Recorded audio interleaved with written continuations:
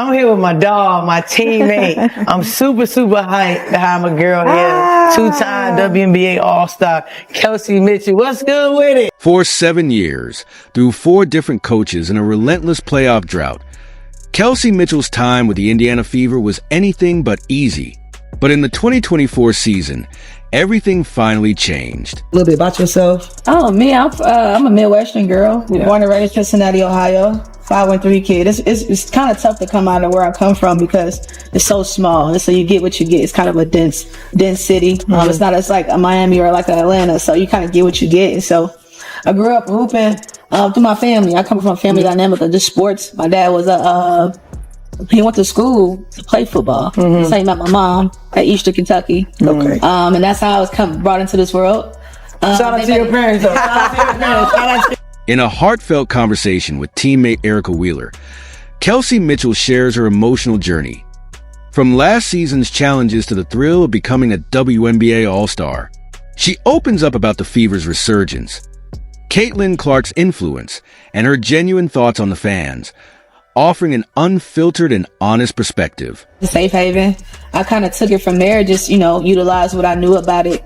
And that's how I knew what my lifestyle was, just through hoop. I had friends through hoop. I just, you kind of gain a lifestyle, and the rest was kind of history. Yeah. I look back at it now, I went from Cincinnati and I went up the street to Columbus, to Ohio State University, and I was always a homebody, but I knew I wanted to get out of Cincinnati. That was clear. And once I became a Buckeye, I kind of chose being a Buckeye.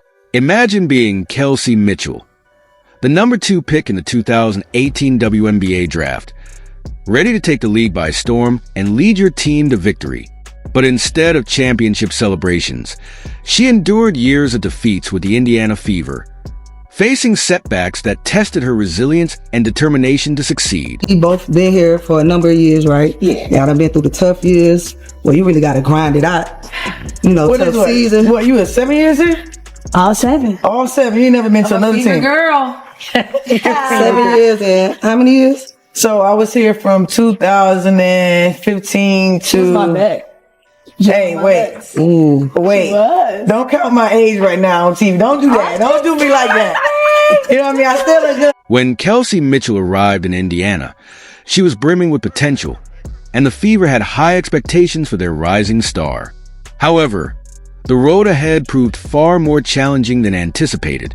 Season after season, victories were scarce, and the team endured a grueling 7-year playoff drought. One particularly brutal year saw them win just 5 games, a crushing setback. Yet through every hardship, Mitchell's talent never wavered. From 2018 to 2023, she delivered elite-level consistency, averaging over 16 points per game and solidifying her status. 2 years, first 3 years, you can kind of sum it up. You ain't got to give me a long story. I was there with you for 2 of them. So kind of give me what that rough patch was like, and then we can kind of skip through and get to where you... Despite her individual success, Mitchell couldn't shake the frustration of constant team struggles. The points piled up, the accolades followed, but something was missing: winning.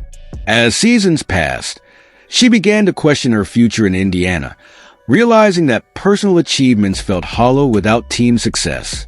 Her words echoed a deep... I think Indy, those my year 1 through 3.5. Well, let me just say this. I went through my 7 years in Indy. I've had 4 head coaches. So that within itself was kind of no one really knows what an experience of the black stick at the bottom. Trust me, I've been there. Trust me. So I was, that's really how it started. Building a winning team requires stability, but Mitchell and the Fever faced constant change. 4 head coaches in 7 years, each bringing a different vision and system. With leadership in flux and uncertainty looming, finding consistency felt nearly impossible. It was still a rebuild stage, so different coaches got hired, and I think that at that point, Delby was trying to figure out whether I was keep swimming or if I would sink in the division. I'll be honest, I didn't know what would happen in my career. I didn't know how it would turn out because the points were the points, the accolades were accolades, but it wasn't enough. That team winning. Team, not individual, team. And anybody that wanted to compete and be a winner, it's about team. In 2023, Kelsey Mitchell's loyalty and perseverance were finally rewarded.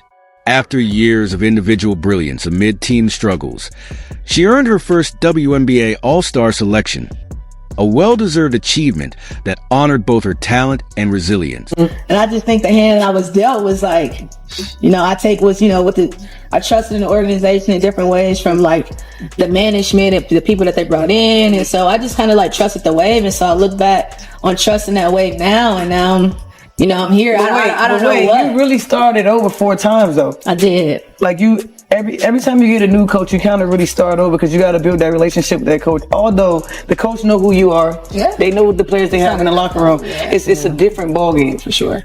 I was in survival mode when I put my back against the wall, and so what everybody see now is just I've always been a fighter. I've always kind of had to compete and find a different way. Even as she celebrated this milestone, Mitchell kept her focus on team success, reflecting on her journey and the challenges that had shaped her along the way. What's it look like for me? I never really put it on not necessarily. It wasn't a goal.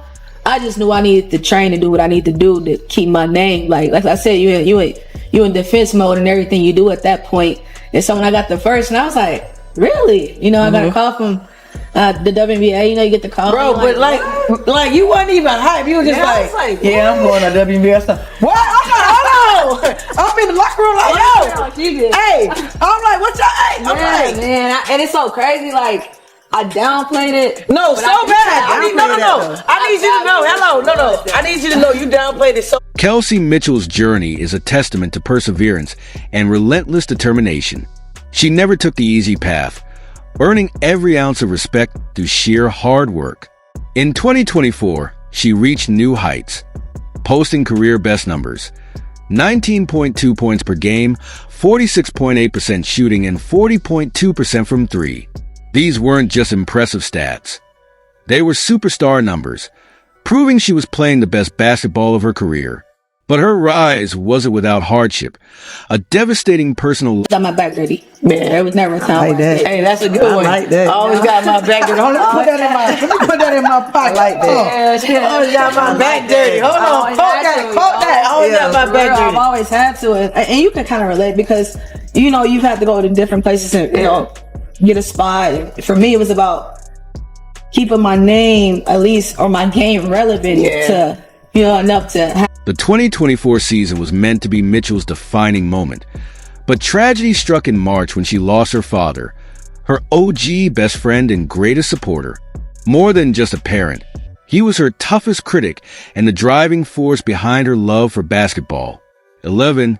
Basketball had always been Mitchell's refuge, but after her father's passing, the game felt unbearably difficult.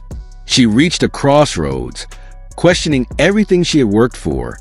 Overwhelmed by grief, she openly admitted that she considered stepping away from basketball entirely. It's been a difficult year for me from a standpoint of like personal. I lost my dad 5 or 6 months ago, so that was tough. And I look back on my year now, Dub, and I'm just so grateful to be here again because I never thought, for one, to be doing it without a parent. Yeah. I think anybody that come from a 2-parent home or know what that's like, or just, lovable parents in general. Right. And, when I lost that, I didn't know what was